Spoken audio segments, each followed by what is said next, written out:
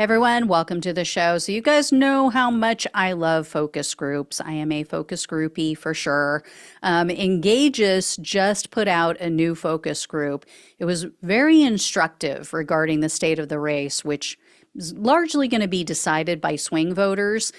And these were the first swing voter focus groups since Kamala Harris became the nominee, at least for this group.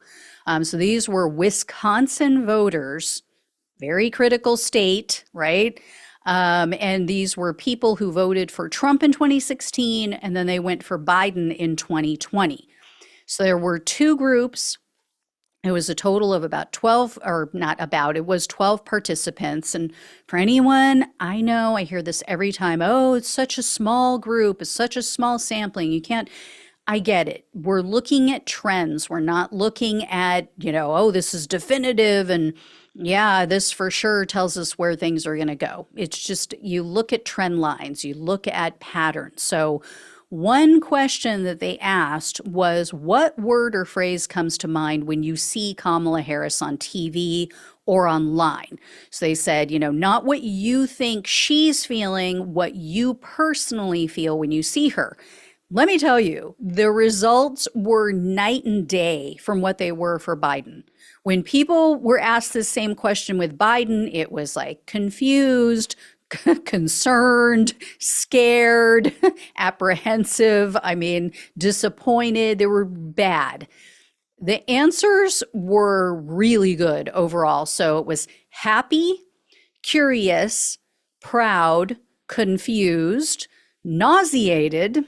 I'll get to that guy in a minute. 4 of them said relieved. 1 said indifferent, and 2 said cautiously optimistic. Now, they, of course, asked the participants in a two-way race, who would you vote for? 2 out of the 12 said that they would vote for Trump. Mr. Nauseated, of course, was one of them. 10 out of 12 said that they would vote for Harris.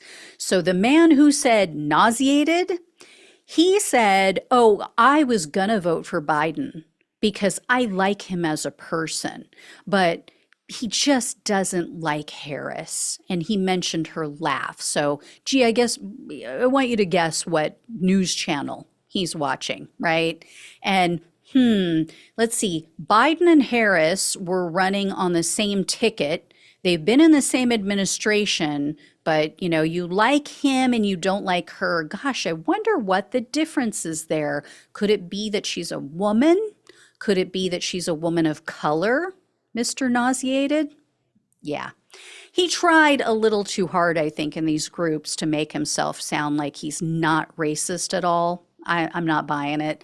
Anyway, so 4 people said they weren't going to vote. They were planning to sit out the election because of Biden's state of mind. They just didn't feel like they had a candidate that they could get behind.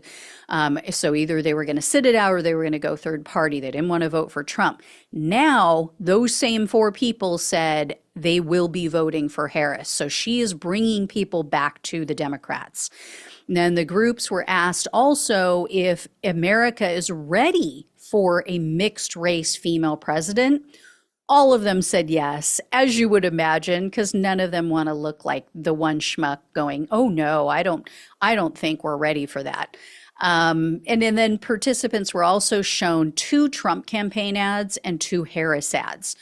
The vast majority of these people had negative reactions to Trump's ads and positive reactions to Harris's ads. Of course, Mr. Nauseated had negative things to say about the Harris ads. And Engageus also showed the groups the videos of Trump questioning Kamala Harris' race when he was at that Black journalist conference. They were asked, how many of you are quote unquote troubled by this? Every single one said they had an issue with Trump's comments.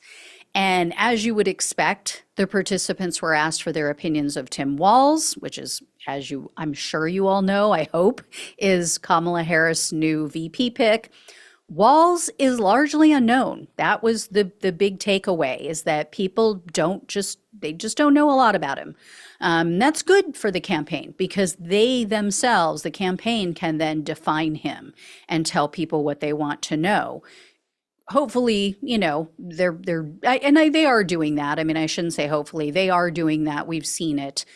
They are taking this opportunity while Trump seems to be kind of out of the mix, kind of out of the picture, hanging out in Mar-a-Lago, being all grumpy and talking about crowd size and AI photos and BS. So, anyway, overall, it was good. Oh, I should mention too, they were shown the video of JD Vance, where he was in that interview with Tucker Carlson, and he was telling Tucker Carlson about the cat ladies and blah, blah, blah.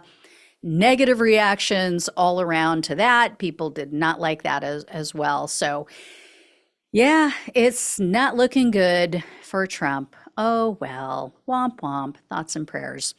All right, so I will let you guys know when I hear more. There are going to be more focus groups, no doubt, coming out. I'm really looking forward to Sarah Longwell's. I know that she is on vacation right now, so she has some stuff that she needs to put together when she gets back, and I'm going to be excited to see what her focus groups show. But yeah, this is good. It shows that definitely people did not want Biden. They don't want Trump, but they definitely did not want Biden and felt like either, they didn't have a choice, they would have to vote for him, or they were just going to sit it out. And so this has re-energized the Democrats, brought people back to the party. So for all the people who were pissed at me for talking about Biden's state of mind and threatened to unsubscribe, I won't say I told you so, even though I just did. Anyway, all right, guys, thank you all so much for watching and listening. Please like, please share, and subscribe if you have not. Trying to hit 100,000 by my birthday, which is the 25th of this month. Help a sister out with that if you can, if you have not already hit that. If you already have, tell a friend, tell a family member, tell them to subscribe. And also, if you can donate, truly helps to keep the show going. So appreciate that. Love you all. Take care. Talk with you soon.